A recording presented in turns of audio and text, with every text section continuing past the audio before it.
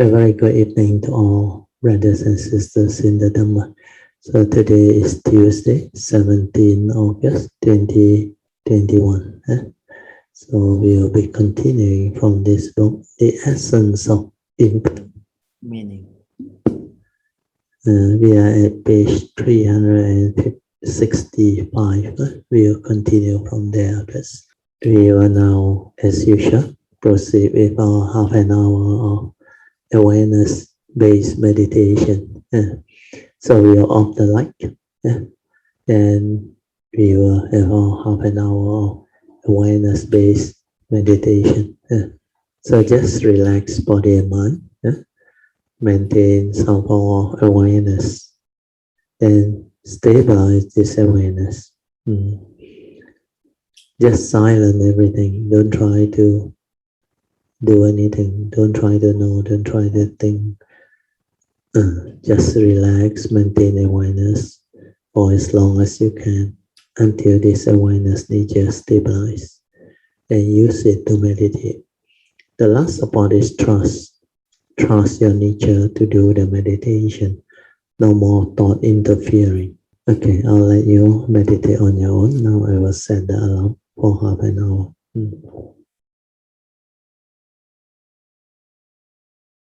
Okay, you can slowly, mindfully come out of meditation and try to maintain whatever inner peace, inner calmness, and inner mindfulness that you have developed for as long as you can. These are the mind states that you need to use to live your daily life and to apply them to develop the daily mindfulness meditation. Sati, Sampajana, and the rest of it, to cultivate all of Dhamma. Although some people do not consider themselves spiritual practitioners, they have mastered the art of patience and are able to create good karmic affinity with others due to their pleasant temperament. For example, Dr. Chang Yuling, Superintendent of Yuli Tzu Hospital. He is always smiling at everyone. Not only does Superintendent Chang have a very heavy workload, in addition to seeing patients at the hospital, he also regularly travels to remote areas to treat poor and disabled patients. There is also a Dr. Chang who has returned to Taiwan from the United States and has worked in Yuli Tzu Hospital for many years. He and Superintendent Chang share the same sense of mission. So the two of them often work together to hold free clinic or make home visit to the patient. One such patient was Mr. Zhong, a 96-year-old man. Of his 7 children, 6 were working in other cities, and his remaining daughter in Yuli was married. So Mr. Zhong lived alone in the mountains. Although he was healthy at his age, it was hard to move around. So the medical staff of Yuli Tzu Hospital would often go to his house to see him. One day, Dr. Chang and a nurse went to visit Mr. Chong. When they arrived, they discovered that Mr. Chong's hand and feet were red and swollen. Dr. Chang immediately said to Mr. Chong, "Your hands and feet are swollen and must be treated right away." Displeased, Mr. Chong said, "There is no need. I study herbal medicine. I can heal myself." The medical staff told him directly, "You cannot continue to treat your current condition with herbal medicine alone." At this, Mr. Chung became angrier and stubbornly refused treatment. After Dr. Chang returned to the hospital, he discussed Mr. Chung's condition and stubbornness with Superintendent Chang, who immediately went to visit Mr. Chung. Upon his arrival, Superintendent Chang politely made a 90 degrees bow and greeted him warmly in Japanese, which was the language that Mr. Chong was most familiar with. Being treated with such respect made Mr. Chong very happy, and the two quickly warmed to each other. As they chat, Mr. Chong mentioned, "I study medicine too." Superintendent Chang asked with delight, "Oh, really? What type of medicine?" "Chinese herbal medicine." "I think Chinese medicine is good." Superintendent Chang continued to speak to Mr. Chong in a very complimentary manner. Later, Mr. Chong showed his hand to Superintendent Chang and said, "Look, I treat my hand with my own herbal medicine."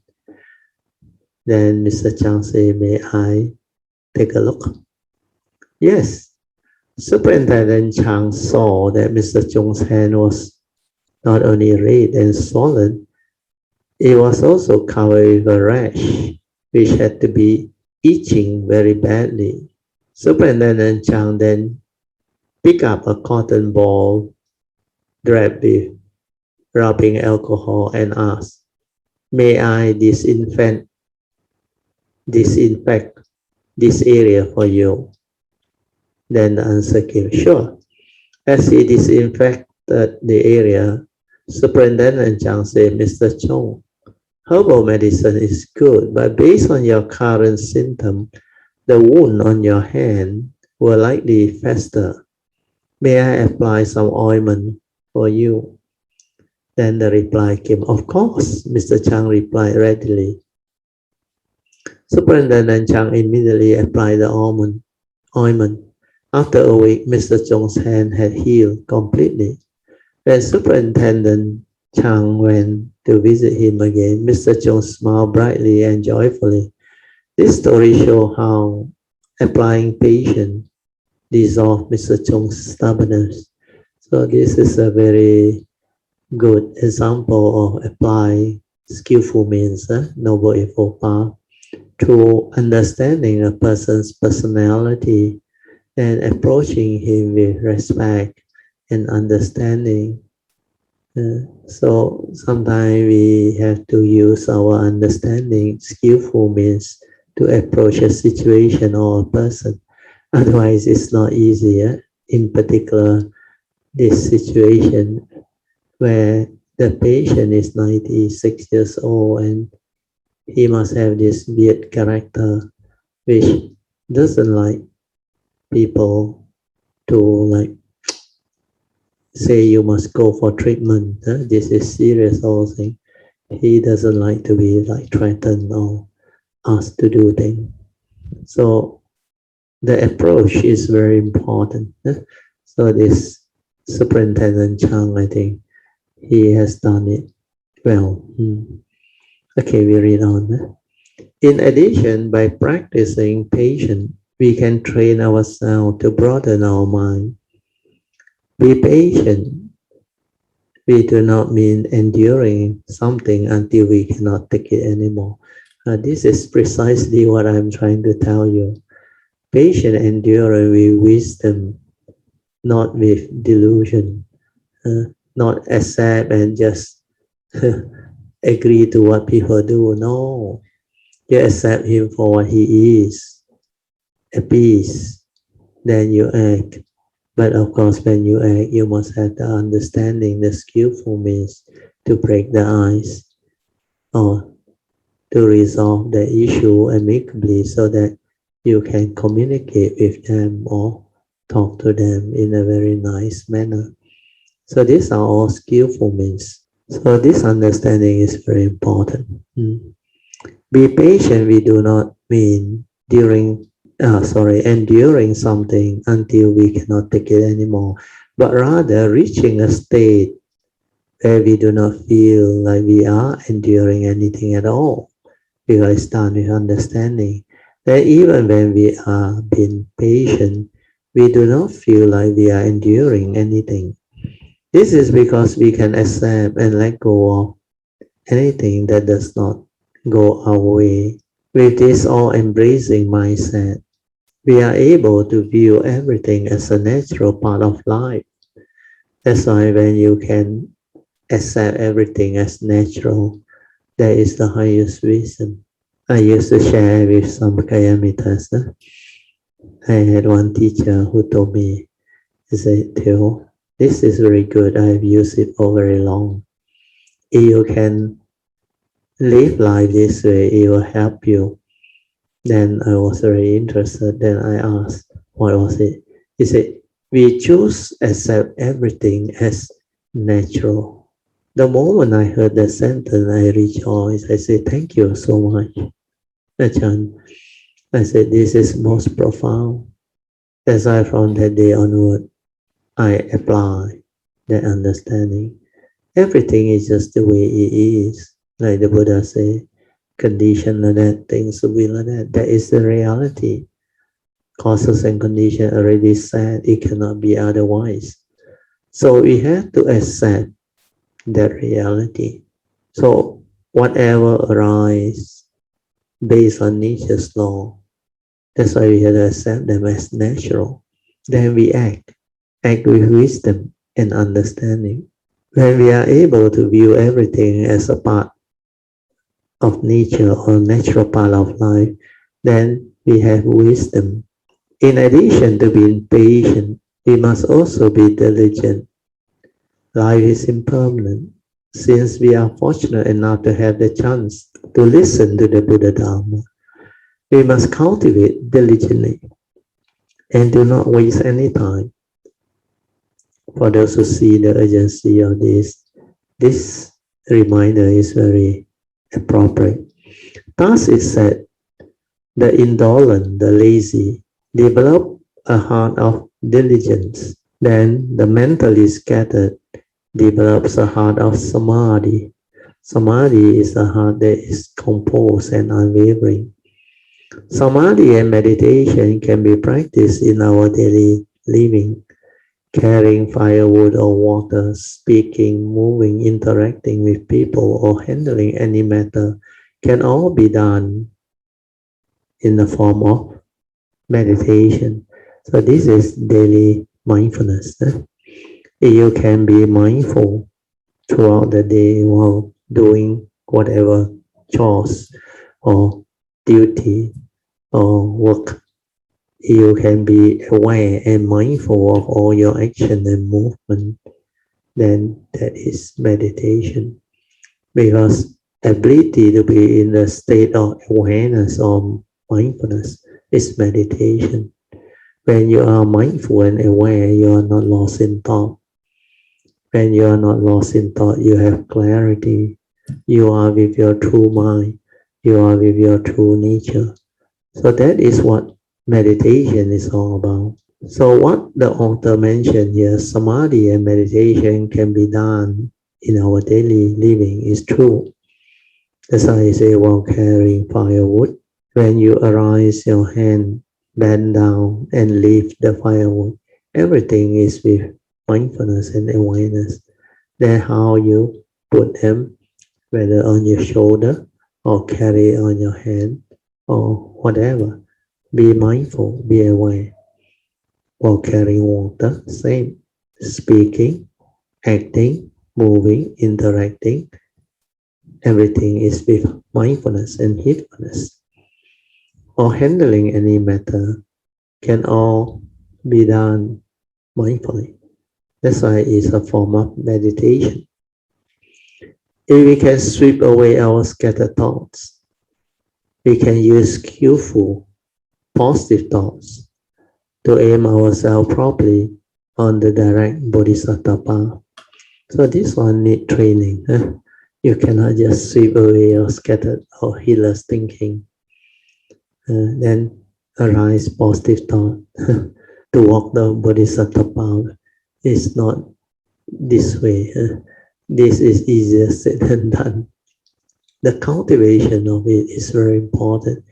That's why initially is to cultivate this mindfulness, awareness-based meditation to realize your true mind, to stabilize your mind so that it does not wander off. It does not become heedless and lost in thought process. The heedless think a lot. They are always lost in thought, preoccupied in their thought process. Their mind is busy reacting to sense experience, worrying, planning, thinking, because they have not trained their mind to be with the moment, to be aware. They do not understand that they have a true mind that can be just aware, mindful without thought. So all this need training. And ability to train yourself to be peaceful, to be aware, to be mindful and heedful is meditation. That's why we have this awareness-based meditation to train ourselves to be aware of our true mind, our true nature, so that we don't think. If we cannot be aware, we will think. And why do we think? That is a very good question. If you inquire, how does thinking come about? Why do I think? Why does living being think? Who think?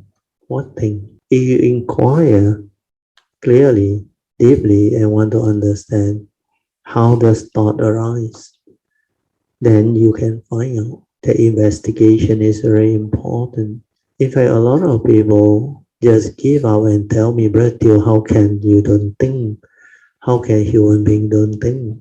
I go, my classmate, he saw I very peaceful and everything I can calmly resolve and do a lot of things. Then he one day approached me. He said, actually, I want to know how you meditate. He said, what is meditation? I said, meditation is very simple, relax, maintain awareness and silence. What do you mean? He said. I said, okay, let's do it this way.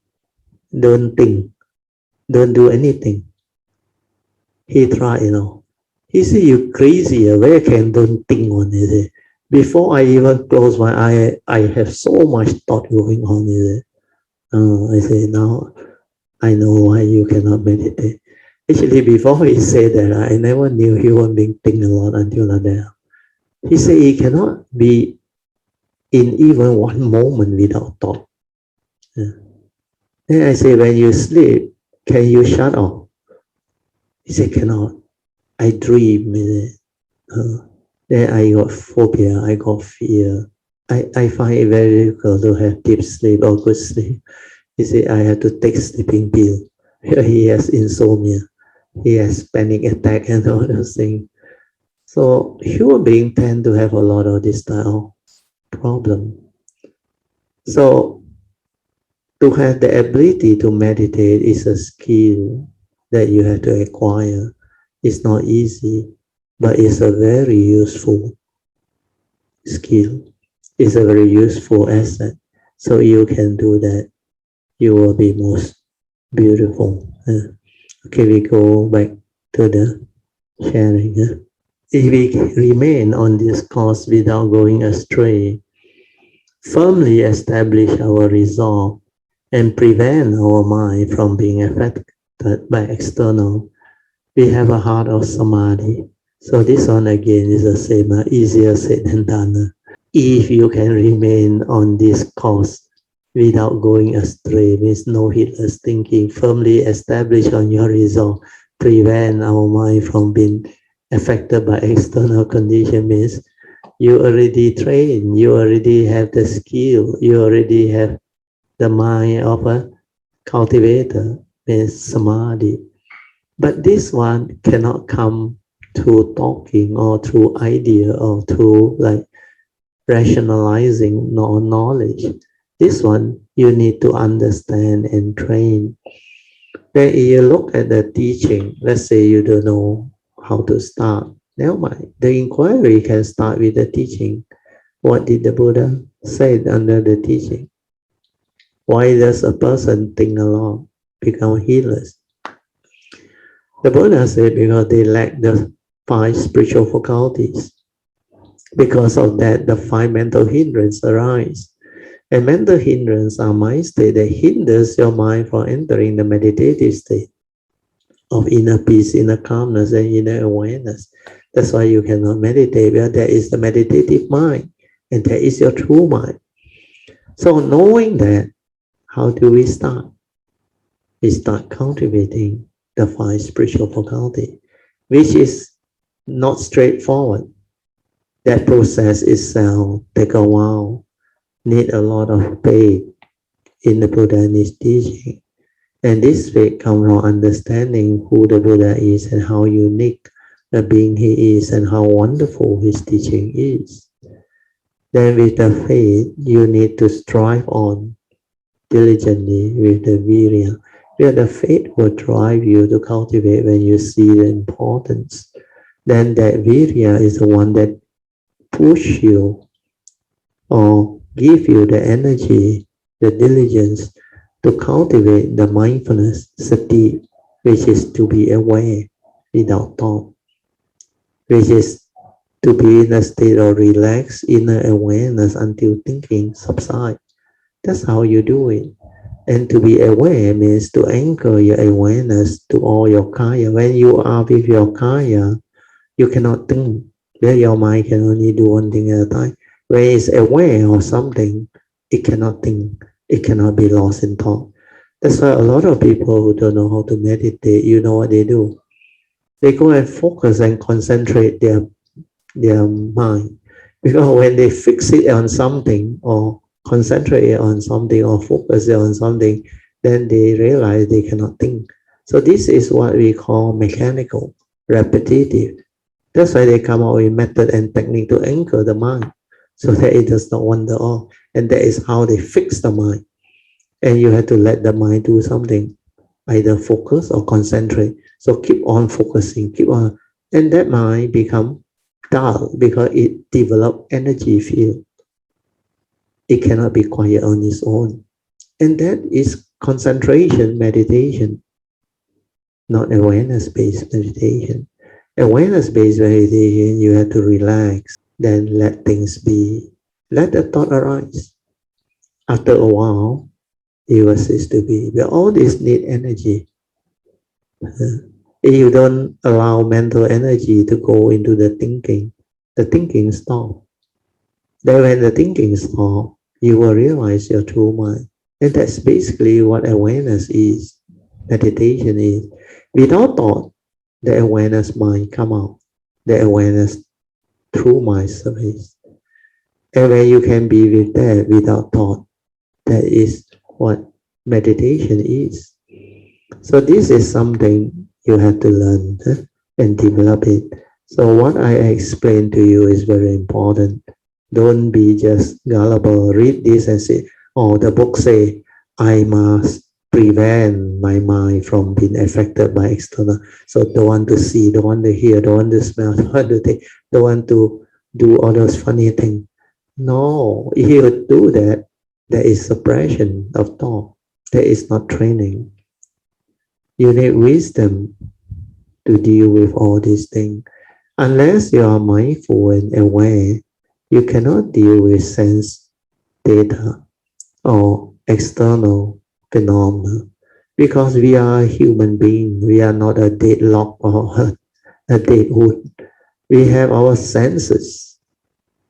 We can arise all the respective seeing consciousness, smell, taste, tactile, and thought consciousness. So all these senses are endowed in us for us to live life, to experience life, to have the ability to be aware, to be conscious of the beautiful phenomenon of life, of existence. Why can't you use it for understanding and living and create all this useful application of consciousness? But human beings instead, when consciousness arises, they go and stir their mind, react, think, and create problem instead of living life, instead of be with the moment to experience all of the pristine beauty and wonders of life. This is what meditation is. When you understand, when you can meditate, your mind is so beautiful, then you have this ability. But if you don't train your mind, you don't meditate, you don't know what awareness is, you don't know what sati is, You will become heedless. You will think a lot. The mental hindrance will be there. When the mental hindrance are there, it will condition evil roots that will make you evil and condition your affliction, karmic negativity, leading to suffering. That's what the teaching is all about. The first noble truth of dukkha. So when you understand all this, then don't be gullible. Don't just read and gullibly try to use your Dhamma knowledge to try to achieve all this. You can't. You need to have understanding to train, to cultivate.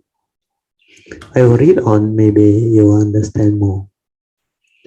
Among the mind-right sentient beings, there is much ignorance. This is very true.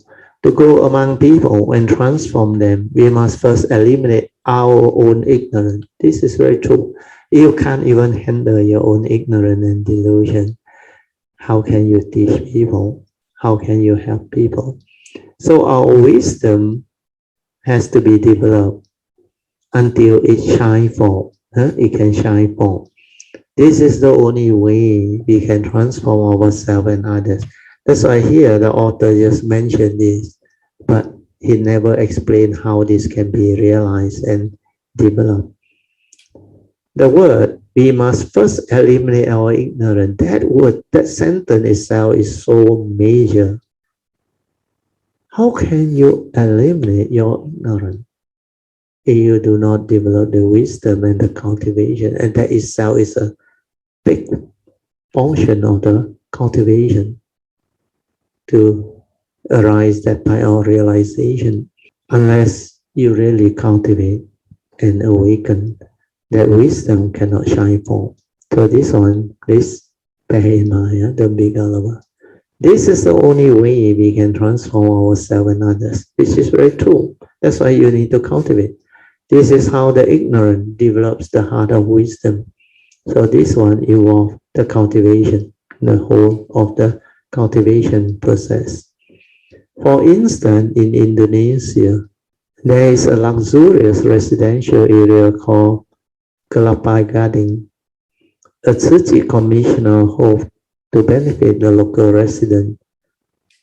So she helped open up a Jingsu bookstore in the community to provide the opportunity and space for people to read wholesome books. Because Jingsu aphorisms are short and simple. They are easy to translate and promote. They become very popular among the Indonesian readers. And there were some people who came to the bookstore every day to read them. Among them was Miss Devi, or Devi, who is about 30 years old. She had had a difficult childhood, and although she was currently financially stable, she was unable to let go of her unpleasant memory. So her heart was filled with resentment and unhappiness. When Miss Devi was 5 years old, her father abandoned the family and left her and her mother with a lot of debts and a half-built house. Fortunately, her mother was strong. She had strong will and made a living by selling hand-dyed shirts. They were able to pay off the debt and finish building the house. Miss Devi was mature for her age and willingly helped her mother. A few years later, her father sent a letter telling them that he had moved to another island, remarried, and started a new family. Her mother could not bear this devastating news, so she sold the newly finished house, took the money, and ran away, abandoning her daughter. Miss Devi was still young at the time, so she went to live with her aunt and uncles. She was passed from household to household and was not treated well. She had to work while she was still in school, and her relatives demand that she turn half of her earning over to them. When she was the legal age, she finally left her relatives' home, found a job to support herself, and met a good partner. After she was married, she and her husband managed their household finance carefully and lived a comfortable life. At one point, her father asked someone to relay to her his wish for them to meet and reunite. Her response was, "I was never raised by a father, so I had no father." She was unwilling to have any communication with him at all. When she would occasionally meet with her relative, they would feel resentful whenever they mentioned her father's name. No matter how her relative tried to persuade her, she was not able to let go of her anger. After coming into the Ciji or Jingshi bookstore of Ciji, she joined a Ciji book study group. We call it Dhamma study group. As a result of Ciji volunteers explaining the Jingshi aphorism, she began to understand their meaning and was deeply touched by the words. Just like that, her life began to change. She not only resolved to become a volunteer, she also proactively took on the responsibility of soliciting donation. When she read the aphorism, if we can joyfully accept the karmic obstacle that we brought from previous life, then we may experience lighter retribution from our severe karma. So this Jingshi, the Ciji aphorism is very good. This word is very important. If we can joyfully, means what? Without anger, without resentment, without unhappy thought, accept the karmic obstacle. Means your karmic obstacle is your karmic fortune. Very likely for this lady, because she did what her father did and her mother did in her past life. That's why she became the victim of these two parents that have this tendency. So that was the karmic obstacle that she need to confront. So the Jingshi say, is the Ciji aphorism say, if we can joyfully accept the karmic obstacle that we brought over from our previous life, then we may experience lighter retribution. This is very true. But a better way would be to go beyond this. I have taught you all the three ways. Because karmic obstacle or karmic obstruction or karmic friction of any kind, when they appear, you have to immediately develop the wisdom and the right view to reflect. Because like the Buddha say, whatever that arise or happen, there are causes and conditions before. And what are these causes and conditions? As the Buddha said, we are all born all karma, heir to all karma, conditions supported by all karma. And we are what we are because of karma. So whatever karmic obstacle or karmic thing that arise, it must be from our past, from what we have done. If you know that is the situation, then what must you do? You must resolve this amicably. There is no more questioning like, why me? This is unfair. Why other people don't have to go through this? Why me? Why is God so? So all this is not relevant. These are not the reality. The reality is it happened. You should ask why it happened to you, not to others. That is more appropriate. Then your trace back is karmic.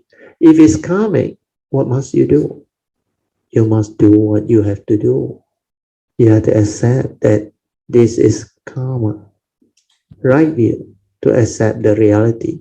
But doesn't mean you agree with what you do in the past. No. When you know this is wrong, you have to do what you have to do. First, ask for forgiveness, repentance. Then vow not to repeat all this.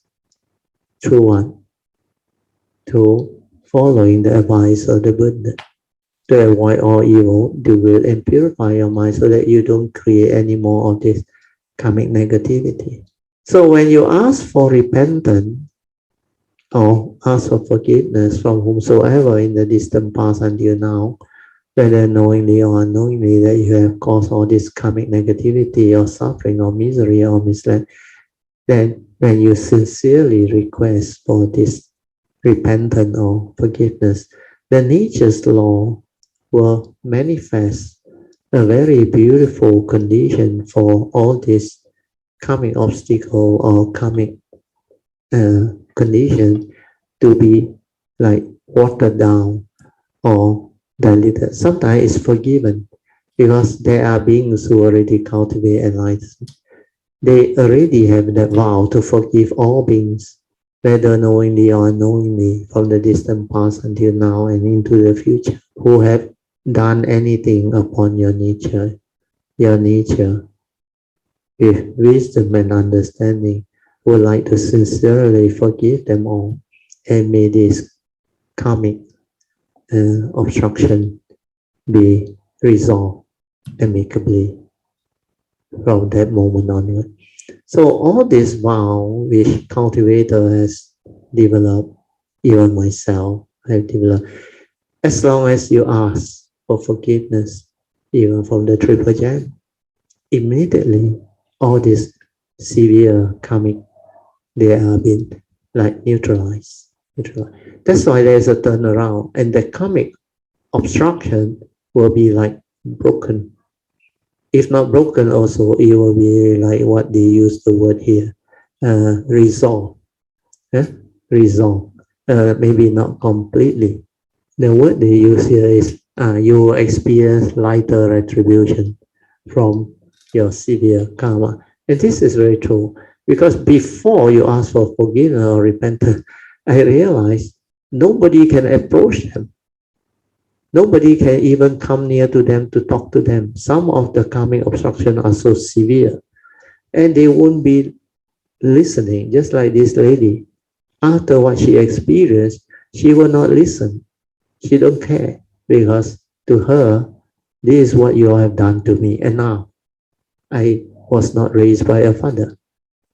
Very logical. As such, I got no father. That's how the thought will go. But this way, it will make her miserable. That's why she said she don't have the peace. She felt unhappy all the time whenever she recalled her past, because her life was like that. But with this karmic understanding, you can resolve it. And what I teach you is so much better than what the author suggests here. So what they suggest is also very good. She not only resolved to become volunteer, she also proactively took on the responsibility of soliciting donation. Then when she read this aphorism, she followed the Jing Si and joyfully accept karmic obstacle so that they can experience lighter retribution. But what I teach you on is the complete solution. Ask for forgiveness to break the karmic obstruction. That one very important. Then vow not to repeat all this by following the advice of the Buddha. When you follow the advice of the Buddha, that way all you will do good and purify the mind, you are cultivating the Buddha Dhamma. You are building your own parami, your own merits, your own wholesomeness and goodness. Then the last one is to invoke power of merits. By the power of whatever merits and wholesomeness that you have developed ever since the day you understand this teaching, may arise a causes and condition for you to overcome whatever karmic thing that you want to overcome, or recover from your whatever sickness or disease, or blessings for your loved one or whoever. May they recover the good mind state so that they can continue on with their good life. So all these are skillful means to invoke power of merit for turnaround, for recovery. So this I have used a lot, and I have helped many people. So if you can apply this, it will be applicable for all occasions. Okay, I will read on. She suddenly felt that these words were speaking directly to her. She thought my father and I had a negative karmic connection in this life. Perhaps due to karma we create in previous life. This is good understanding. Why can't I accept his attempt to connect and let go of the hatred in my heart? So that's what she did. Reflecting on her past resentment towards her father, she finally came around and asked her relative for his contact information. She called her father to repent, cutting off communication, and her father also apologized to her. Both of them opened their heart and were able to resolve their issue. So this is very beautiful and amicable. Then no more misunderstanding, no more hatred, no more of this negativity of karmic repercussion. Later on, she shared her story with everyone at the Jingsi bookshop. Everyone who heard her sharing was moved to tears, and all of them resolved to learn from her by applying Jingsi aphorism in their own daily life. Thus making use of the treasure trove of wisdom stored in our own mind. So this is very beautiful.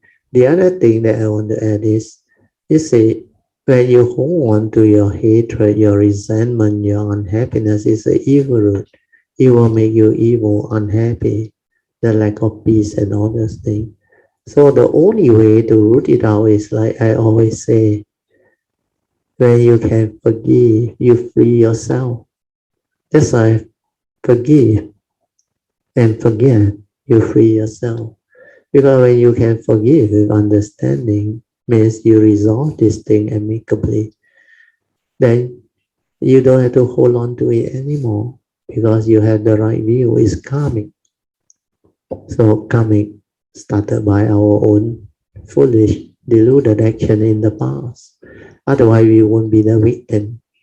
So if you don't want to continue this karmic repercussion into the future, we better resolve it in the here and now, this life, so that this thing won't perpetuate or continue. We call it the karmic repercussion, repeating itself, repercutting. So all this understanding are very important, very beautiful. Every person's mind has inherent wisdom. It is just that it is often covered by ignorance, which is very true. Because of avidya, ignorance, that clouded the true mind. The silent mind, which is our inherent nature, our true nature.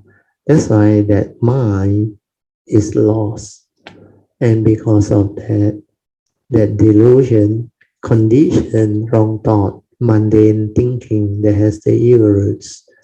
That's how we create negativity of karma, commit negativity, and become afflicted. So the law of dependent origination starts from avidya. So ignorance is a major problem. You must root out ignorance, otherwise you suffer. And ignorance is not easy to root out unless you have right understanding, right view, and enlightenment. If we change our mindset by developing an open heart and pure thought, we can eliminate our ignorance and reveal our pure wisdom. So this one is a type of cultivation. Of course, I will still repeat, it's easier said than done. The word if we change our mindset means what? Straighten your views. Understand? You can straighten your view to root out wrong view, wrong thought, and ignorance. by developing an open heart and a pure thought. Means you open up your heart, have a free mind, then this thought, which is from the free mind, do not have duality. It is just understanding, virtue, wisdom. That's why it's called the wholesome thought, the pure thought. When we have virtue, we are incapable of negativity. And then only you can eliminate your ignorance and reveal your pure wisdom or pure nature. So this is beautiful. When we give rise to an unwholesome thought, that thought destroys the seeds of goodness. When we give rise to a wholesome thought, that thought destroys countless evil thoughts. So this is very easy to understand, but it's not easy to cultivate, to put into practice. Because heedless person or people with ignorance and delusion, they simply arise the heedless thinking and the wrong thought. And these unwholesome thoughts are very detrimental to our life because they will make you evil. It will condition evil karma. Then it will condition evil friction that will afflict you and cause you suffering, not only now, even into the future and long future, after many births. Because these seeds of karmic, they have a tendency to be there for very long. So when we live our life, if you were to be mindful and aware, this one I think I will share with you. Where in the early days of my cultivation, that's what I realized after a period of reading up the Dhamma, cultivating the Dhamma. Yes, in the early days, I remember, I find it very skeptical and very difficult to accept that word. Living beings are mostly ignorant. Because that time I don't understand the Dhamma yet. I was a young academic, new graduate, and I did very well in my exam and academic too. So when they use this word ignorant, I felt very funny. How can a university graduate be labeled ignorant or deluded and all these things? So initially I couldn't understand. And I started to study. I started to develop the understanding of it. Not until one day when I understood what mindfulness was. Then when I was able to be aware of my own mental intention, my internal feelings and emotion and stirring and reaction, then I told myself, what is all this? No wonder the Buddha is so wise. Every thought is a selfish thought. It's a deluded thought. When I came to that understanding, that was the beginning of my understanding and transformation. I realized everything I do in life during that time where I was working, I have a family and housing. If it's not for me, my career advancement or beneficial to my family or my relative or whatever, or my raising, there is no intention to do. That's why everything that my thought arises is with the ego, selfish, for me or not for me. Then there is hardly any virtuous thought. Even when you want to help somebody, you try to weigh, why must I help this person? He don't deserve to be helped. So the thought has this type of egoic, selfish mentality behind. Then I realized it's not easy to have a moment of pure, sincere, wholesome right thought. That was the beginning of change. Then I try to develop more understanding. Then I realize when I radiate loving kindness in the early day, my thought was pure and I was peaceful, happy, calm. When I was in the first year, second year, third year, and final year in the university, I radiate a lot of metta. That time I meditate a lot. Then later on in my daily life, as I come out and work, I realize in the midst of life, daily life, I hardly have any pure thought, wholesome thought, right thought. All my thoughts are selfish, deluded, or with that after behind, for me or not for me, is selfish and egoic, possessive. Everything we consider the benefits, the gain, the advantage, and all those things. Otherwise, we won't do. Then we find that one resists from making us courteous, kind, gentle, pleasant.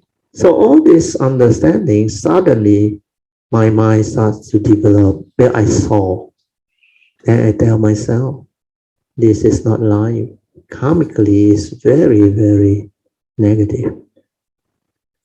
So when I read this sentence, we go back to the sentence, it's really very beautiful. That's why after that I change. I try to rejoice more. I try to develop the kindness, the gentleness, the pleasantness, the sincerity. Then I want to help, I go all out and help. Then I realized when I was young, I like to help people. And that was a very natural process. And I do it with joy and all those things. Then I realized as I mature, as I grow up, I become more and more selfish and more cunning in the early days of my career life when I graduated from the university. But when I was young, my nature was not like that. Then when I realized all this, when I was mindful and aware and sensitive, then I start to change. I become different. I look at things differently. Then I look at karma. That's how all the teaching become meaningful to me. Then for the first time in my life, I respected the Buddha. I say he is right. Living being, most of us, we are really full of ignorance, selfish and deluded. You can be a university student. You don't believe me, you check. All of your thought process before you develop the Dhamma understanding and wisdom, they are all selfish. Most of the time. Hardly any pure thought, virtuous thought, kind thought. Then during that time, it's very difficult to have sincerity because you don't know what sincerity is until you develop the cultivation. To be sincere is to be truthful, to have the ability to stay above everything. When you are sincere, you are true not only to others, true to yourself. Because when it happens within the mind, at the mind level, you cannot lie. Whether you have fear, you are selfish, or you are what, basically your own mind will know you cannot lie. You can deceive others or conceal that deceit or lie. But internally, if you are mindful, you are aware, you cannot. That's why from that moment I changed. Then when I changed, I realized the opposite happened. I cannot do things the other way anymore, the selfish way, the egoic way. It turned and became so beautiful. Unless I got conditioned, I will not try to impose things or do anything. But when I see there is condition, then I will try. After I try, if it doesn't work, then also I will just let things be. Because sometimes condition is such. Certain people need certain prompting. They don't immediately get you or understand you. But after you prompt them a few times, That if there is condition, they will understand, then they will learn. Because there are people who are like that. So 2 years of what I should say, exposure to life, to relationship with all the sentient beings, my nature starts to see all the various type of different personality, character, and karmic background, and also conditioning. They come from different tradition, different maybe race, different belief systems, and some are from different culture, completely different. And their thinking is not something you can fathom because you are not used to this type of people having that type of views, opinion, conditioning, thinking, and outlook. That's why Dhamma is very beautiful when you really have the ability to go into all this. Okay, what I will do is I will stop at this title. Then the next sharing I will continue. Yeah, this topic should be very good and it should be very beneficial when we discuss it.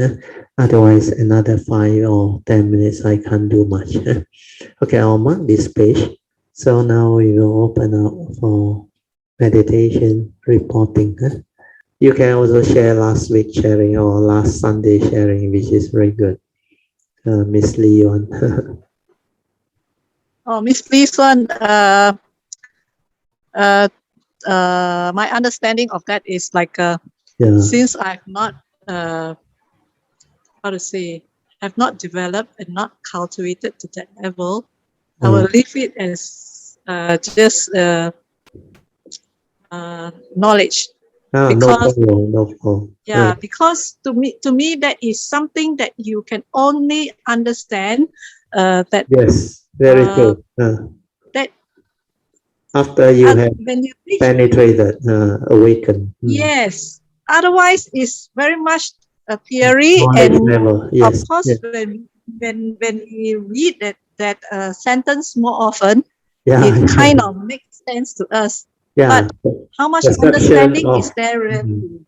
Perception of form is consciousness, whereas it's non-perception is wisdom. Yeah, you are right. Very true. Non-perception is wisdom. Is wisdom. I how to say? I think maybe Miss Lee has start to understand it. That's why she requested for more explanation of that. But I do not think I'm anywhere near that, so I will not even go. Don't worry. You can try your best to share in whatever way you may understand. Then maybe I will know where you are. Then I can guide you. That's why later on, my daughter saw the condition. She also shared. She also have her understanding. Because the main inquiry is, from that sentence, you must understand what is perception. Like my daughter say, I want to understand what is perception. From there, she go in inquiry. Of course, finally, you need the direct seeing and all those things. But later on, after I discussed with my daughter, I realized there's another possibility. Not necessarily this like you awaken, then have the direct seeing, then you understand all this. It could be from her past life. That's why she said she understands this somehow, but she don't know how to put it into words to share what she understands. So I say the very likely the other possibility is she has developed this understanding from her past life. That's why her inquiry is very different, untraditional, unconventional, which is good. But from the way she expressed it, I understand what she means because she really inquire with understanding, and through that she know and she can relate to what Krishnamurti is trying to explain to us. Why thought divide and create all this confusion, misunderstanding, argument, conflict, war, and this is what is happening to the world. This is what defilement is all about. It comes from our wrong perception. And how did wrong perception arise? Because we do not understand what is perception. Perception is the mundane mind creation, the duality that arises when we think. Without wisdom, we will create duality. Then without wisdom, this duality will become the what we call right and wrong, pleasant and unpleasant, or sensual desire, evil. They become the first two mental hindrance. Then the resultant is the reaction and the stirring of the mind that give rise to the restlessness of mind, agitated mind, the lack of peace. So all this can be related back to the essential Dhamma of the Buddha, to the teaching. Then everything makes sense. Then when you realize that you have to silence your mind, stabilize the awareness and daily mindfulness, then to insight into it and to awaken, to develop the what we call more penetrative wisdom. But for her case, it will be easier because of that very strong contemplative understanding, could be from her past. So this is also possible, PG? Maybe you have that also. Not for me, gratitude. Don't worry. Because my understanding, from what I see, is still very shallow. Oh, okay. I have not been able. Of course, still the mind is still very restless, and of course, I try to be more mindful, and especially when I'm doing my housework, especially when I'm cooking. There's Madhu. when I try. I always switch on the how to say our Dhamma classes, all the sharing to listen. I find that's the best time to listen. Yeah. In fact, what you do is very good. That training is your daily religious routine to develop the we call it listening to the Dhamma, then cultivate daily mindful application of Dhamma. Last time for my KBO, I drive a lot. I tend to drive outstation and long distance in the early days. So every time I drive home to Star or to a place where I go for holiday, then sometimes to my work site. Sometimes my work site can be 45 minutes away. So the journey to and fro can be 1 hour plus. Then my long distance driving is normally 8 to 12 hours.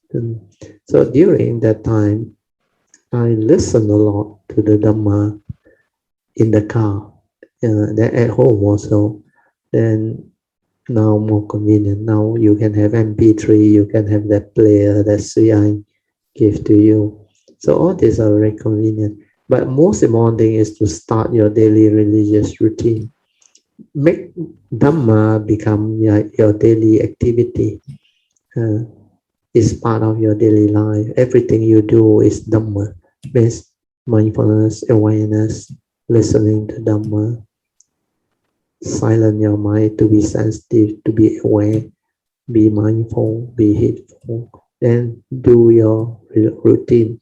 Pay respect, triple jam, religious routine, all the puja and all those things before you sleep and when you wake up. Whenever you are free, silence your mind, meditate more. When you attend classes, a lot of wholesomeness arise. So all these are very useful, very beneficial. So it's a good start. Sadhu to you, PJ. How long will you? Because I've been doing almost daily because that's to me that's the best time, and that area somehow has the best connection. And it's very clear. I used to listen when I was driving, so now no more chance to Yeah, travel, because to drive MCO now. around. So I Now take all it the as driving there's very short. Yeah, I time to listen to the Dharma. yeah, Virtue. yeah. Yes. Hello. Yeah, yeah. Can hear you. Yeah, loud and clear. Yes. Okay. Yeah. Virtue. You see, Yeah. I live beside the NKVE, the highway. Yeah. Every day I hear the ambulance siren. Yeah. My Uh, house here also say. Virtue. It is so luckily I have the Dharma. Otherwise, Yeah. it will be so stressful. Oh, Every yeah, yeah. day, Disturbing to every you. Huh? hour, Virtue, Yeah, yeah, yeah. I even at understand. night. Very Yes, I frequently understand. Yes, because yes, yes. this is the highway to the Correct, correct. To Sunabulok all the hospital. hospital. Yeah, to all the hospitals. Yeah, yeah. And this is the time, like I think Brother Suyan did also mention that this is the time where we really see the noble truth, the Yeah, first noble truth, the first number two. Yeah, first reality of life and existence. Very good. reality Yes. of life. Yeah. Very true. Yeah. Now it's time for us to reflect on the reality of this form and mind. How human being, living being, have to confront the pandemic with both understanding and lack of understanding. The one lack of understanding one actually suffer a lot, miserable. Sometimes it affect the whole family. Mm. And we have heard a lot of video sharing from these people who has gone through all this. Some one of the family member recover, or some from their close relatives and friends. So all this. Hello. Uh, Line cut off. oh, is it? Oh, but we can hear you. You can't hear me. Can you hear me? Yeah. Okay. Now Can. okay. Yeah. Yeah. Yeah. So what you say is very true. A lot of these things during a pandemic, you really experience life in a different way. Like you say, without the Dhamma, with all the siren running, your thought will project and you will create unnecessary fear and panic. Luckily, you have the Dhamma. Then, like Sian say, that highway is the route to all the major hospital. So that's why you will hear them. Yeah. Every time I hear the siren, I Yeah. send my good wishes, blessings, and merits to them. Sadhu. Very good. Your kind thoughts. That they will get the right doctors, the right Yes, treatment, yes. or for Yeah. recovery. For recovery, yes. When you have this kind thought in future, you will be blessed by others too when you need to go through certain things. Very good, Sadhu. Anything else? Virtue, Yes. Yeah. when I'm reciting the what you call that, the Bodhisattva vows, Very like important, Sadhu. like you have mentioned, Yes. the more frequent we do it, like now I'm doing it every day, Sadhu. so that Very good. you can more or less recite it without having Yeah. to Hold on to the card. Sadhu. Wow, means you have stabilized the understanding. Very good. Sadhu to you. I feel that the understanding is so much better Yeah, when it we will don't look come. at when we don't look at the paper, because somehow I find that there's more connection to the words Correct. itself, Correct. especially the four basic vows itself. Yes. And it's like, wow, the Yes. Yes. bodhisattvas are so compassionate. Yeah. Their life is only just for the living beings. Devoted to living beings. Yeah. Yeah, it's no more about themselves. Yes. There is no, like we always say, no marks of No mark. self. No more others and all those things. It's totally That's just good. for the cultivation Yeah. and to help living beings. Yes. To be a blessing to all. And their mind are always tranquil, still, with a lot of inner peace, inner joy, and all those things. They are very different. So what you came to realize and share is very important, very true. Maybe I explain this part first, then after you can continue. What you mentioned just now is very important, very beautiful. Is it after you have done it every day for a while, Now it seems you don't need the card. You can also recite it.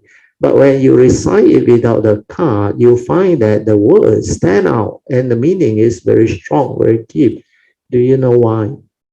When you recite from the card, you are still retrieving from memory. Understand? Now means that full understanding is not there. But when the full understanding is there, when you can recite using your own words what this thing is, then after going through this a few rounds, it become a part of you. Then the words, the meaning all stand out because that nature understand. It has become part of you, part of you. And then during that time, you progress because the meanings stand out and become very clear to you. Then you start to understand the great virtue, wisdom, and loving kindness and compassion of all these bodhisattvas, all these great beings, spiritual cultivators, they are so different. It's no longer about themselves. It's no longer about like, wow, complaining to the thought, it's going to take so long. I got no time. I want to quickly end. I want to realize sainthood, arahant, finish, job done. No more those thoughts. Because even that form a mind as you move, especially the third stage of Bodhi mind development, when you have the ability to develop the Bodhi mind that illuminate your true nature very clearly, during that time, your understanding becomes so different. You can penetrate no mark. After you penetrate, sorry, after you penetrate no thought, you can penetrate no mark. When you penetrate no mark, that is the most beautiful. Then later on, you will understand everything is just the way it is, no reality. That's why fourth stage, a Bodhi mind that renounces samsara, means samsara that tied to you is nothing. Although they say very long, endless eons, nothing, because it's no reality. Samsara is a form and mind arising and passing away. Then every segment, every of this, because of the vow, you keep on having the condition to come. And when you come with such understanding, you do your work with joy, with understanding that the vow will take you along. Then later on, you will come to know, like I explained, all the vows and the special aspiration, everything that you do is to speed up your cultivation and help you to cultivate the perfection along the way, to fulfill your 10 perfection and finally realize that samasa Buddhahood nature. And it's not difficult when you understand. So this is a very beautiful understanding that you have gone through. That's why your sharing is very good. Otherwise, you cannot share unless you have done that part. About no need to hold on to that card. You can also recite. Yeah, I realize you are very good at that. Yeah, chanting also same. You told me that chanting book, you don't need to look at the chanting book, you can chant. It has become a part of you because of your faith and all those things. So you have that strong virtue in you. PG, make use of that. Sadhu to you. You continue. Yeah, Brazil. Even like you say, when we make the vows, how to say, I vow to perfect the 10 parameters to realize the unsurpassed Sama Sambuddhahood. When I make the vow, I feel very comfortable with it, Brazil. Yes. I never even have the thought that, wow, so long. Wow, sadhu, sadhu. Means you have passed the stage of doubt. You have passed the stage of doubt. Otherwise, the doubt will linger on. Those who are not firmly established on the path, there is this doubt that still arises. Means you have passed the stage of the doubt. Very good, sadhu to you, PG. Oh, very good, very good. Last night, you don't believe karma. You don't like to listen to the word karma. Now you can become so beautiful. And you rejoice. Yes, nothing to you. Very good. Karma is still something that is very, how to say, something that I I can accept it now, Bertil. Yeah. It's like every time we study, like what happens to, especially to myself, Yeah. and I see how I go along the way, Ah. especially this path of Dharma. Correct. It's Yes. very clear to me that I'm meant to walk this way. Ah. Yes. I'm very thankful for all the teachers that I've met, Yes. especially Bertil. Yeah. And I can also easily say that all my past teachers have Yeah. been great teachers, Bertil. Yeah. Yeah. Yeah.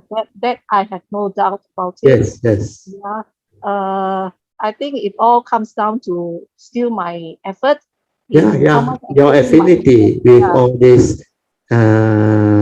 teachers, guide, parameters, and also the triple jam.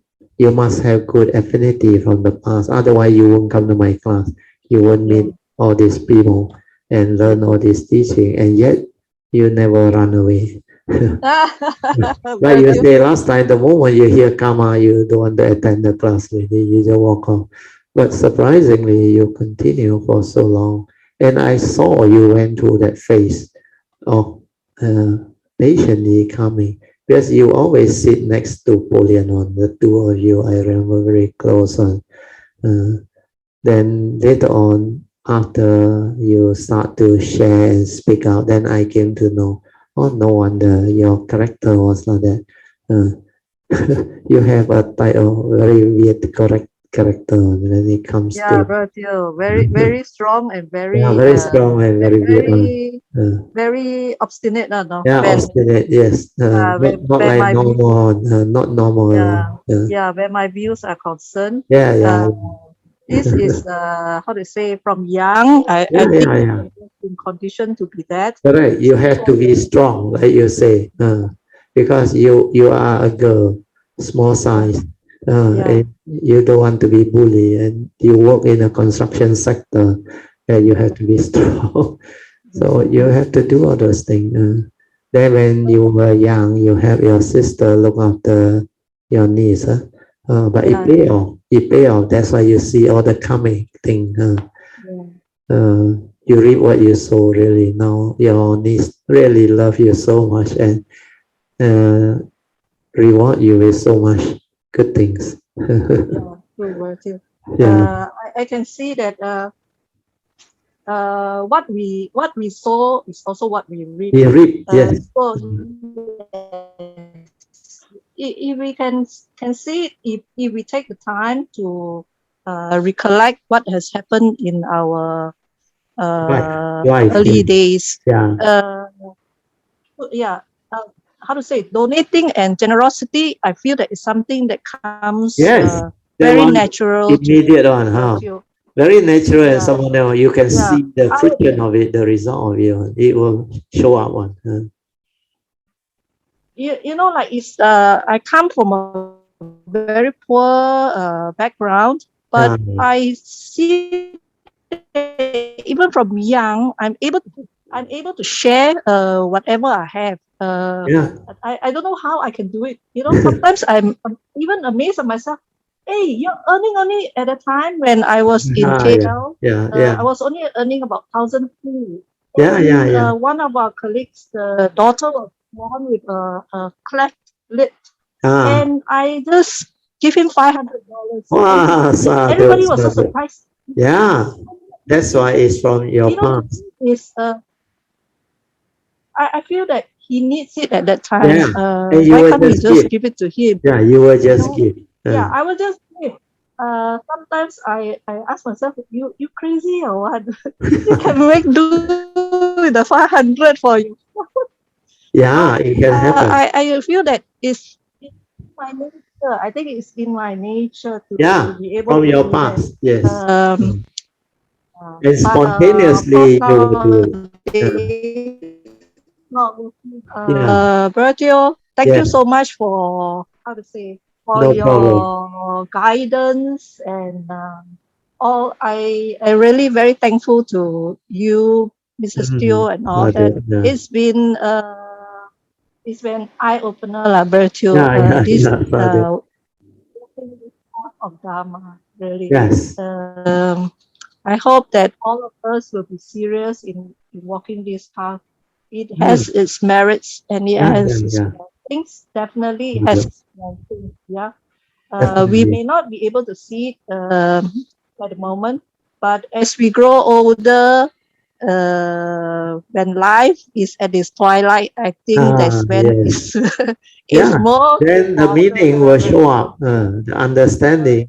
That's why later on, a lot of you all will have the joy, the understanding when the condition manifests. Mm. Very good, PG. Good evening, Brother Teo and all Kayanamitas. So the What I want to share. I would say, Brother Teo, actually, I have my second jab of Pfizer on the last Monday at night. wow, very good. So how did it go? Okay, that night is difficult breathe and slight fever. Uh, Uh, and then don't sleep well for the 24 oh, hours. Lah. yeah, But yeah, yeah. what I want to say is like, few because I myself originally I am aware that Pfizer is mRNA type of jab, Yes. the vaccine. Yeah, and Yeah. I actually from the very beginning I wanted to have a Sinovac many Oh, months okay. ago. The Yeah. conditions I can see is like one lead to the other because my by the time when I wanted to register whereby my Sajatra is working, Mm. I want to register, and that time my company is offering us Sinovac jab. Oh, okay. So I register with my company on the spots. Oh, okay. And then I was waiting for 3 4 weeks and there's no news. So I was wondering Mm. what happened to the company. Mm. Um, and I become very weird. I think I'm the only, probably one of few that don't register in my Jatra and 100% depend on the company. So, Oh, okay. and the company is also checking. And in fact, finally, my boss is actually stressed the pressure to me that I have Oh, to register with my Jatra. So up to today, 2 months, the project tak jalan ah. oh, no wonder. So by the time I come to register in my Jatra, I somehow a bit late. I got Pfizer. All my peers, friends, all almost 99% of them got Sinovac. Oh, okay. No So problem. It's meant to be. Yeah. yeah. So after the first jab, that COVID-19 was very high. So first Yeah, jab yeah. I wait myself to do. Then I am in a group of a WhatsApp group that this group is actually against all type of Sinovac, Oh, no wonder. of a vaccine. Yeah. So every day I see a lot of those the news or whatever the Yeah research. lah. They call them the anti-vax. Yes, Uh. yes. So it come to 3 4 days before my second jab. I was wondering should I proceed or not. Don't worry, just do it. Yeah. So I find that wow, my mind is thinking this and thinking that. So if I don't get this, I just leave it. Then I cannot go travel overseas, or my office won't let me. The Yeah office lah, also. yeah, yeah lah. Yeah. All this thought will arise because thought projects. And when thought project, it arises fear, worry, anxiety. So that is what Sankara is all about. Yeah. But when you understand Sankara Anicca, Sankara bring about suffering, Dukkha, then Sankara Anatta, non-self, empty, not real, not what you think. So Sankara is mundane mind activity, thinking, mental states. So this is for us to use. We are the user. We need wisdom. So like the Buddha say, whatever arise, there are causes and conditions. So if we take care of karma, we don't worry. We just let things be. Then no need to fear all these things. Meant to be will be. So you will have confidence to accept the reality of the moment and just live. Otherwise, the thought keep on creating this type of worry. Unnecessary, I use the word worry, fear, anxiety, and doubt, the lack of understanding. So what you have gone through is very good. It's not affecting you that much, but of course you observe and you saw with your awareness based on what you are capable of being aware now, what is going on, and how you weigh all those things and how you worry about this, worry about that, like what you described. So this is basically what Sankara is. Then you reflect, you inquire.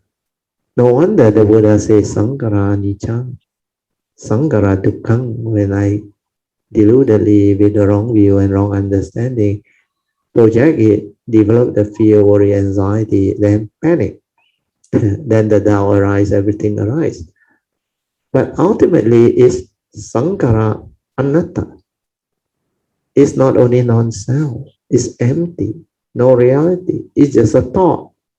So thought is just from memory, respond to memory. So when thought arises, who give it power to make us miserable and unhappy? It's just a thought. A thought is a tool for us to use, our mundane mind, our Sankara activity. So use it. Do not worry about it. Do not be deluded by it. That is the understanding. So when you can reflect and contemplate this way, you develop wisdom. Then next time, no need to like think and create the unnecessary fear and worry. Always remember, thing is just the way it is. Condition like that, things will be like that. Let things be. If it's meant to be, it will be.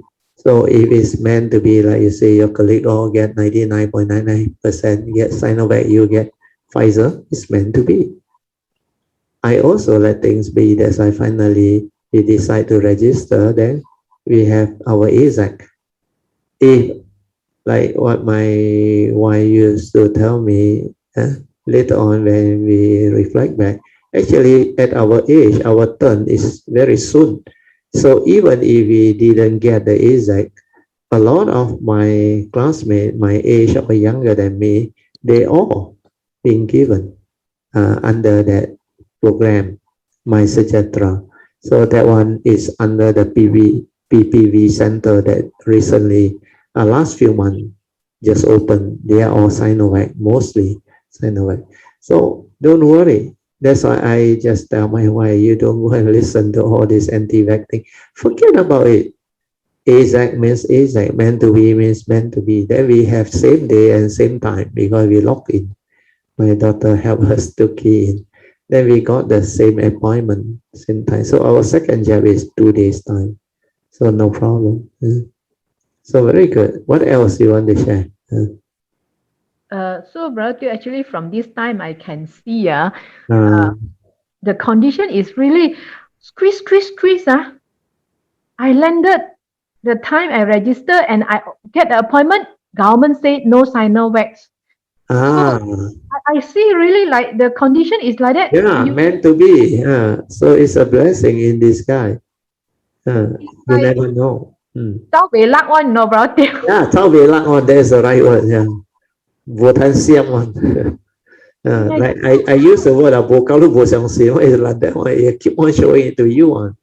Yeah, first my suggestion was not working all the while until when it start working. 2 days later, company offer. So yeah, then you didn't register again. That's why it's meant to be. Yes. So finally, I got 2 days very my mind, the second your mind affected. Very good. To run away from second jab, but what choice I have? I got no choice. So finally, after I decided already, I have 2 days of peace at least. I already to my friends and confirm that I'm going because I'm the way I say is when I'm going. So I go and park lah. Yeah. Then you have a peace of mind. Then even yesterday, like you say, for 24 hours, you feel the side effect. After that, you are okay, you're normal. You can listen and attend the class and share all this. It's a very good sign. So another 13 days, you already can have the special privilege that the PM say fully vaccinated 2 weeks after second jab. you can go outside, have dining. But brother Teo, actually my worry is the long-term effect is actually nobody knows what is going to happen. Why you worry about that? That is just a thought projection. Tell yourself, Jab already, understand or not? Meant to be Yeah. will be. But based on probability, the benefits is outweighing the danger by a lot. So you have to understand that. So don't want to listen to all this that people say, oh, you have this thing, foreign thing inject into your body and all those things. I tell you, you go and listen to all this, you may not survive. you may have more. You may have more problems. I give you an example, then maybe you will know. Last time in the early days, when before I went for my your last day, I remember there was one doctor who actually helped us to do the test, the what they call the non-invasive test. So he did the test. Then he realized, he said initially before I go through the food test, he put me on stress test, everything I passed. Then he did the echo, I also passed perfectly. He said, you don't seem to have any problem. But I say I was admitted to UKM, and that time I had an elevation. I show him the chart and all that thing. Then finally he said, to be conclusive, we should do the full one, the thorough one. But I didn't know his machine was very old, 20 over years old. But anyway, I paid for it. It cost me maybe about near to 3,000 or so, 2,000 plus. Then after that, he supposed to advise me.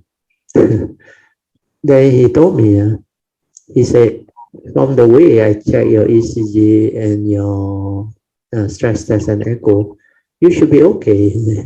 But my son don't agree. My son say cannot. This one cannot play a role. And you know what he told me or not?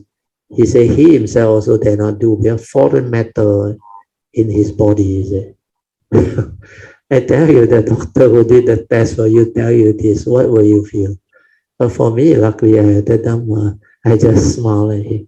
I say, yeah. Well, they all know the risk of having a foreign metal inside your body. And if your body cannot accept the rejection, can be very severe and it can cause a lot of complication. But then, later on, I came to know, so far, all the stent technology, they have improved so much. Even the early days, the normal stent without cutting, the rejection rate also very low. Seldom people have problem. Then later on, they have the special technology of the cutting, all those things, where they eliminate all the even minor chance.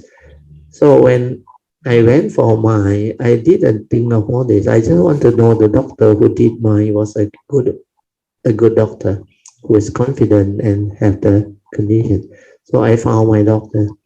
Then of course I checked with him. I said, how much will it cost if I were to do this? He said, Mr. Teo, very straightforward. He said, depending on what type of they call what that tube, the metal, the stand. What quality you want? He said, the normal one is cheap. He said, one of the stand is only maybe 2,000. Yeah. Then I said, you may got better one? He said, yeah. He said, there is a new one. They have the coating one. No rejection, nothing one. This special. I said, what you mean by coating? Yeah, they have this special coating that will not cause any rejection. Means the body will not feel as a foreign matter. Oh, I said, good. How much? He said that one 8 to 10,000 per stand. Oh, I said, how many stand you think I need? He said, at least 2, maybe 3. Oh, I said, that one I can afford, no problem. Go away. So I took that one and it was paid by insurance. And I did the whole thing. It cost me about 36,000, but I claim insurance. So no need to worry about all this. Of course, doctor has their own perspective and perception or views, or based on their professionalism, they have their own way of looking at things.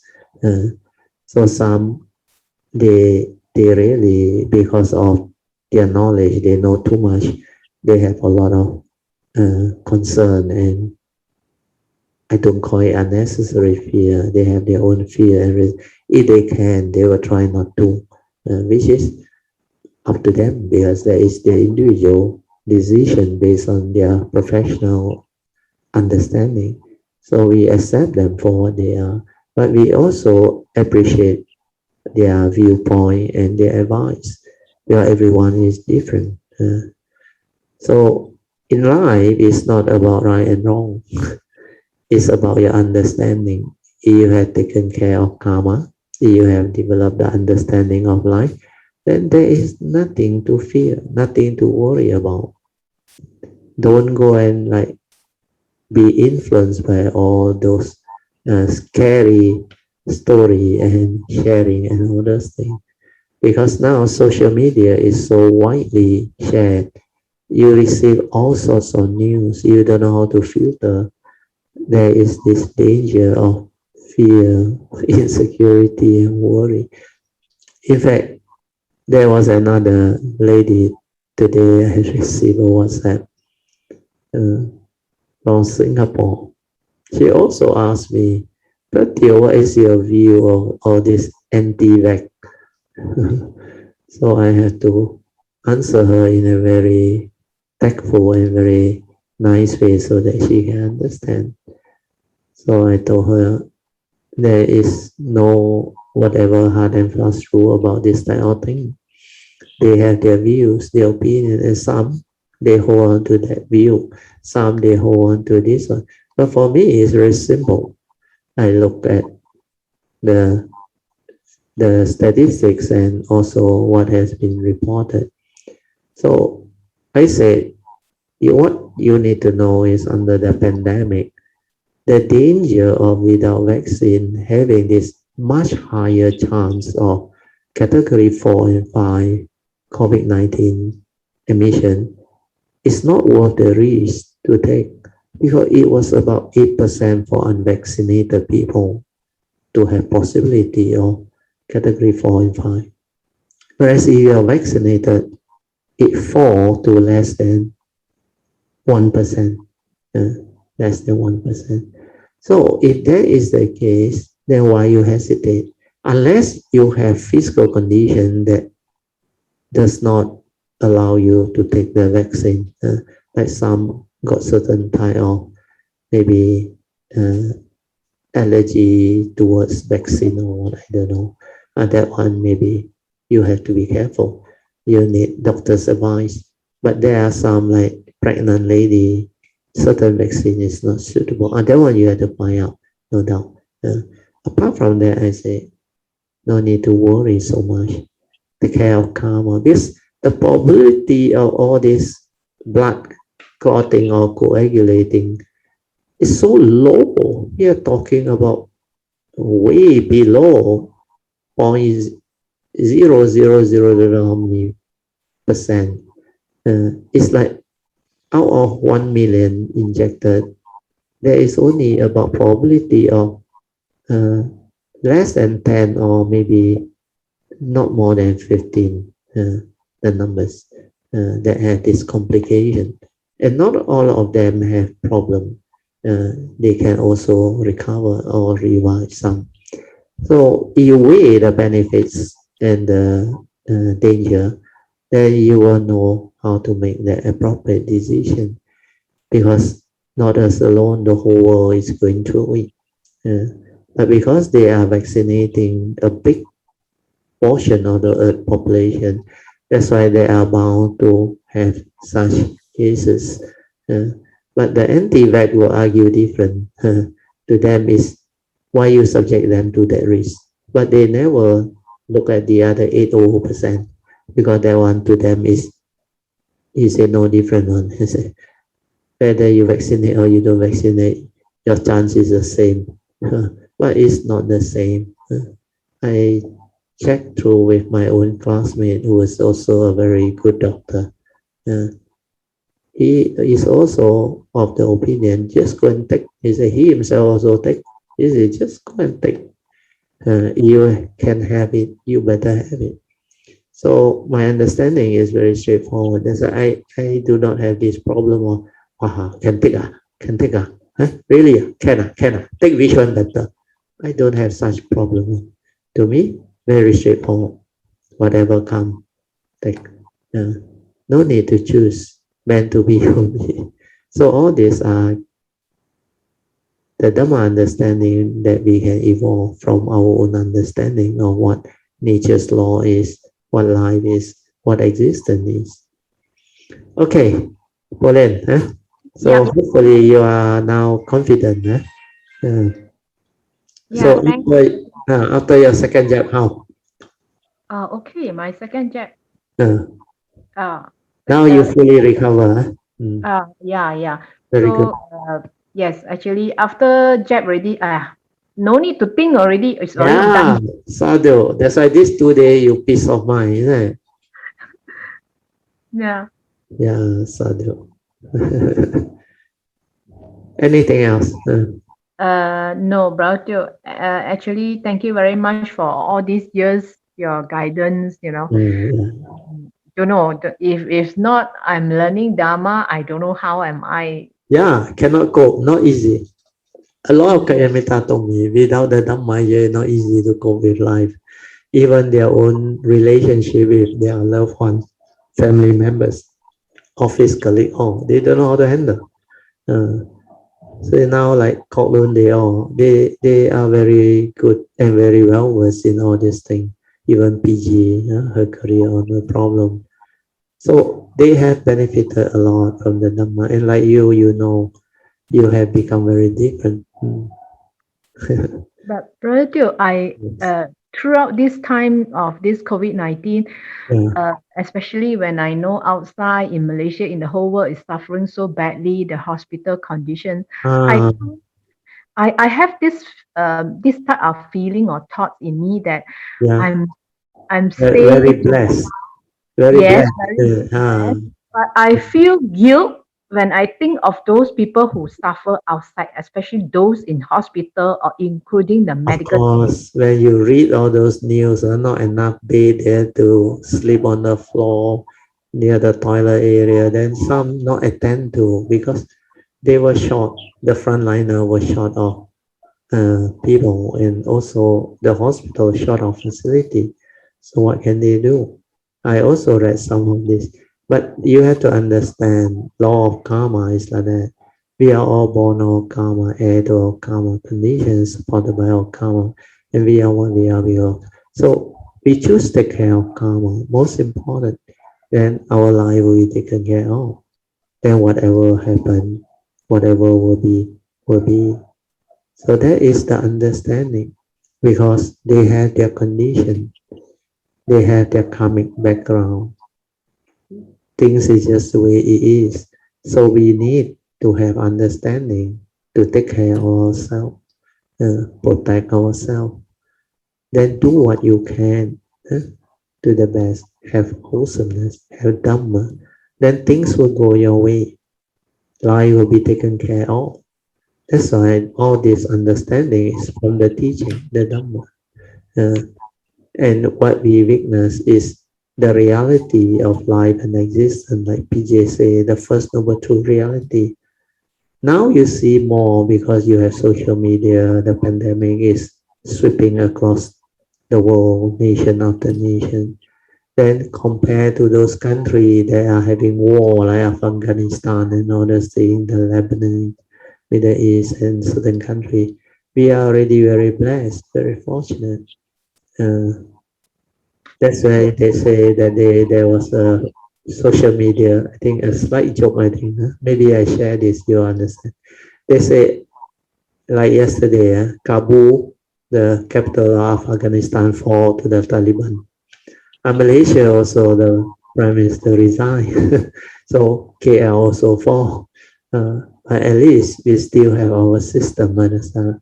We still got the Agong who were chosen elect the next prime minister, and this is a constitutional process which is very good and very peaceful, and so far is working well. So comparatively, we are so blessed and so fortunate. So maybe everything is meant to be. Okay, is it? Yeah. Sorry, Pauline. Yeah, thank you.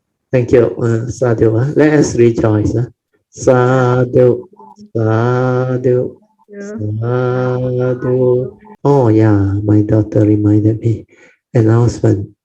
The next Thursday class, the coming Thursday class, sorry, not next, in 2 days time, will be cancelled where I and my wife will be going for our second exec. So have a good vacation, have a good rest. So we take a break, so that you also can have a break, but you can continue your own at-home type of cultivation, or listen to the recording and all this thing. Hello, relative. Good evening, everyone. Yeah. 没有，我只是想讲，因为刚才 relative 书的那个《无量易经》里面有讲的，那个什么忍辱啊，忍辱，是因为在华语版的《无量易经》里面有讲，它是写。我们每个人很惯用的就是忍无可忍，对，他这个就是忍而无忍 ，which is very beautiful 啊。Yes。所以这8个字是很好的一个guide 和 reference 这样子。Yeah. That's why the Mandarin version is clear. Yes. This is very good. 感恩sadhu，很好。还有什么？也没有什么啦，只是这个require a lot of wisdom 咯。Yeah, require a lot of wisdom. 因为你忍之继而你不觉得你在忍的话，真的要一个很大的 wisdom。对，坎底巴拉米，对，而且你还有很有的 compassion 和那个 you know 慈悲才能够做到。Correct. Compassion.Loving kindness and understanding behind. That's why 人一定要有智慧在后面 otherwise it become like suppression. Means is patient endurance without wisdom. You just suppress your feeling. You don't want to become angry. You don't want to become unhappy. That is not the Kanti Parami. The Kanti Parami is with understanding, with skill, with what we call wholesomeness behind. Very true, yeah. 是如果你没有那个 understanding， 你是做不到的，因为那个短暂的一下下那很快就爆发了。Yeah, 很快。Because that is what habitual tendency is all about.That is what the mind is very habitual in its reaction to sense experience. The anger, the emotion, the fear, the anxiety, the insecurity can cause people to stir their mind and become very panicky or problematic. It can give rise to panic attack too. Fear is very true.Insecurity, fear, phobia, all these are the beautiful English word to describe the negativity of mind state.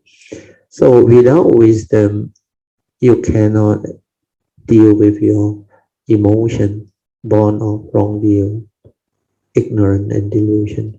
You need wisdom to deal with this.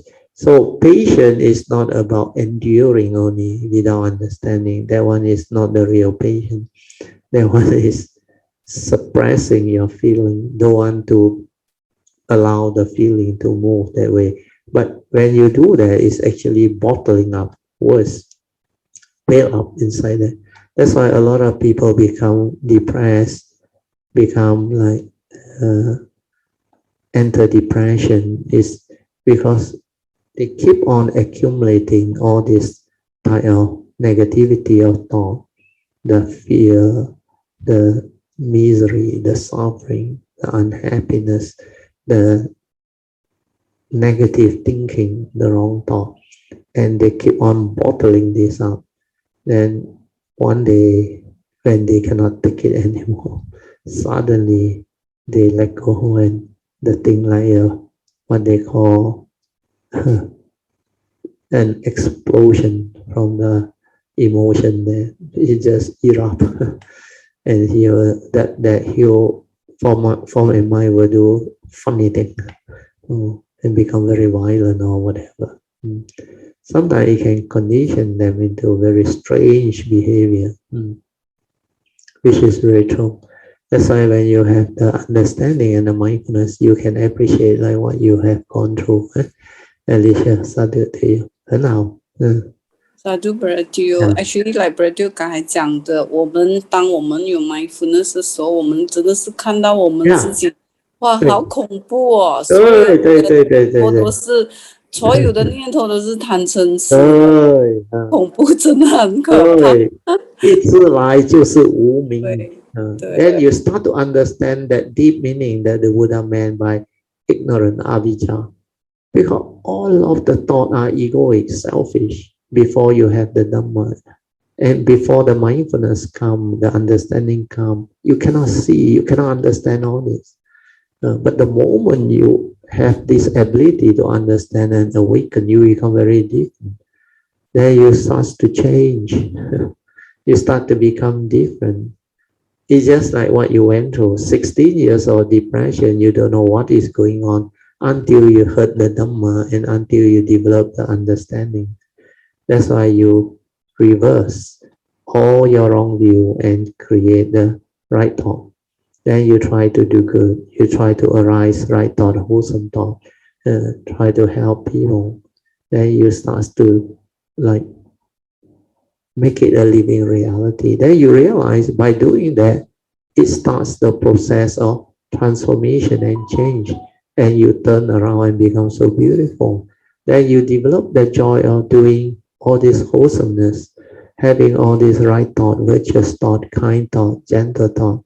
Then you realize this make you so joyful, happy, like so fulfilling. Instead of holding on to all those negative thoughts that condition your misery, your suffering mentally, and your whatever they call physical health also deteriorate, is because of all those things. So when you start to have the Dhamma understanding and reverse all this through an understanding, you become transformed, you become different. So you can understand this very well because you went through and you saw all this. So that is what Dhamma is all about. Sadhu to you, Alicia. 很好。Okay. Bradil 有点夜了，我们就要 end class。那我祝 Bradil 跟 Mrs. Stew 有个平安的second jab 哈。谢谢。然后我们还可以 next Sunday 还可以再聊。Sunday 也是 off 哈。Sunday on, I think, for the time being on, unless Bradil 好好的休息。我知道 unless we really need to rest, then I will let you know. But not like from the first jab, I don't feel anything. But we see how it goes. Anyway, I think it should be okay. 好的，那我祝大家晚安，谢谢。谢谢。So good night to all. Yes, so good we night. will rejoice one more time, then we end the whole thing. Sadhu, sadhu, sadhu.